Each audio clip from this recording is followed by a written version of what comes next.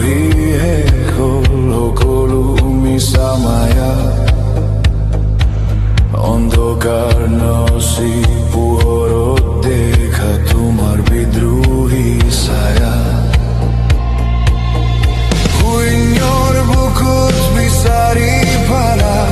অসীমৰ সেই সন্ধান মায়াৰ আৱৰণ খহি আজি হ'ল তোমাৰ হত্যাৰ স্নান অস্তিত্বৰ মৰুভূমিত তুমি আজি তৃষ্ণাটোৰ এক প্ৰাণ মৰিচিকা খেদি